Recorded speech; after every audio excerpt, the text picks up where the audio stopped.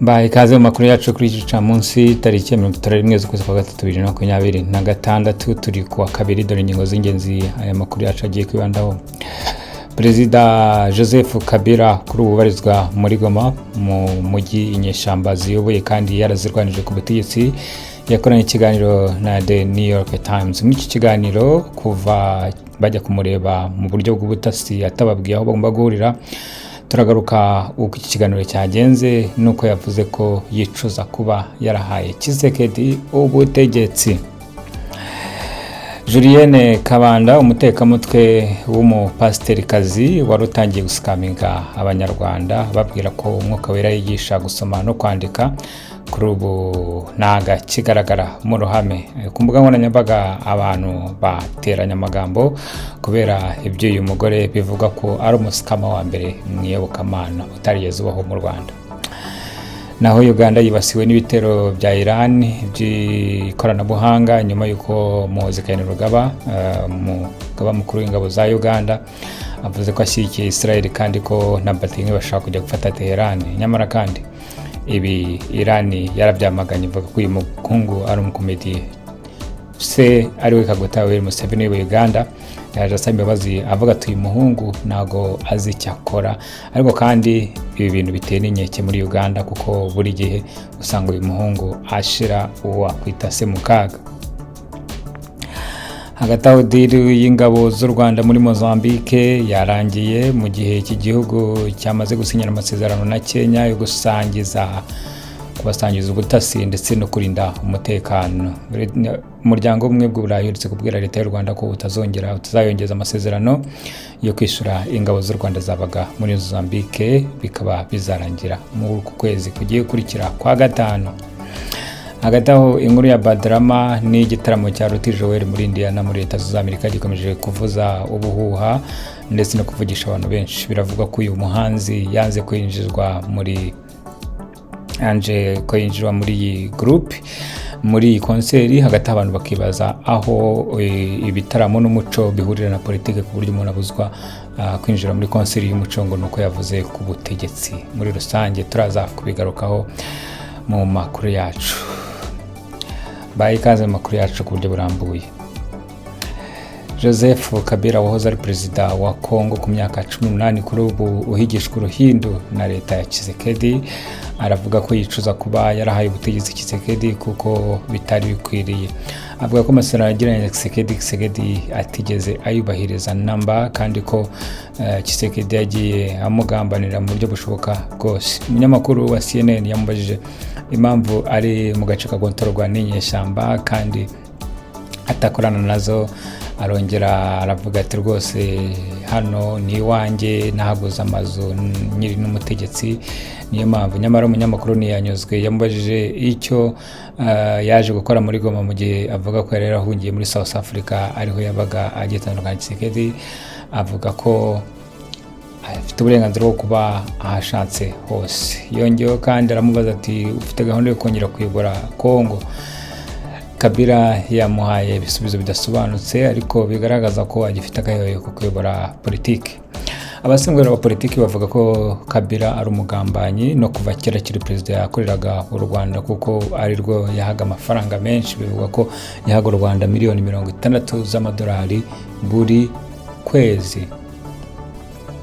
Ibintu ubu Kongo itagiye u Rwanda akaba ari naho amakimbirane akomoka.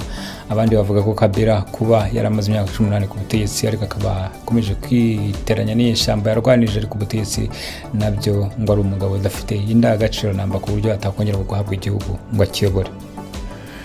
Mwarabyumvishije umupasiteri witwa Julienne Kabanda wari ufite Grace Room Ministry, aho iyi ministeri yaje gufunga kubera ko itari ifite ibyangombwa ikora.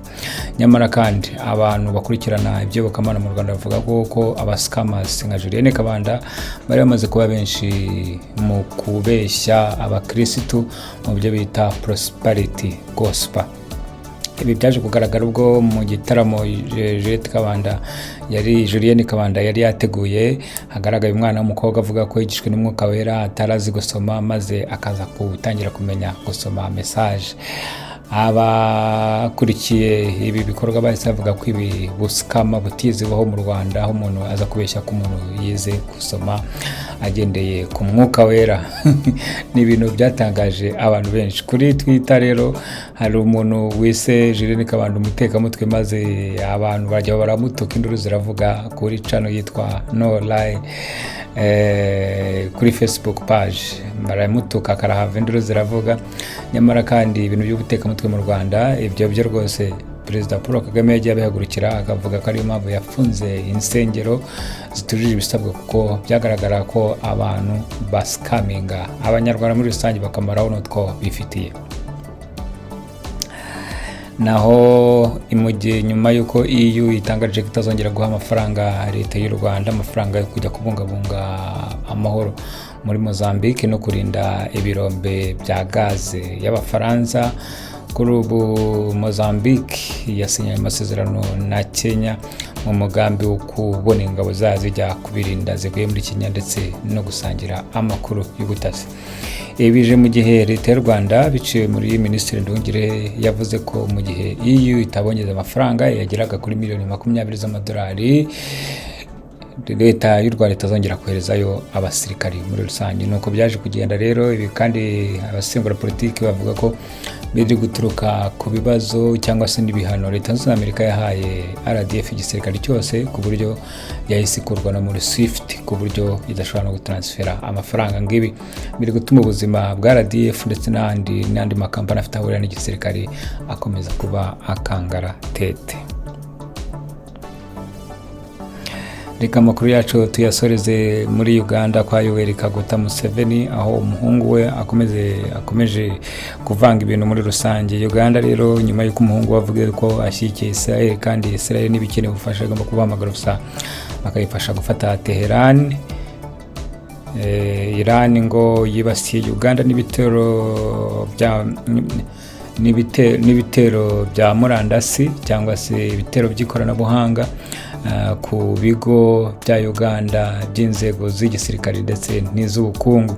Ngo ubu rwose ikibazo cyavutse muri Uganda ku buryo ngo abatekinisiye babo kuko bigoranye kuba bahangana n'ibitero bya Iran by'ikoranabuhanga bishobora gusiga ibigo bya Uganda byinshi amabanga ndetse asenyutse, ndetse na data zose Iran ikazitwara.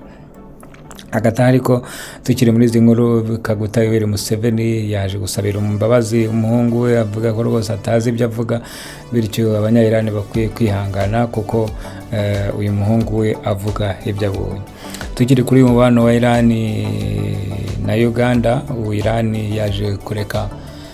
Iran na South Africa. Iran yaje kureka ubwato butwaye peteroli muri Detroit ya Hormuz cyangwa umuhora wa Hormuz bucaho bugiye muri South Africa. Iran yavuze ko itazigera yemerera ubwato bw'inshuti z'abanyamerika ndetse na Israel gucaho, mu gihe Trump we asaba ko rwose Iran yaburekura n'amananiza bitaye ibyo akayisenya, agasenya ibikorwa remezo byose muri rusange.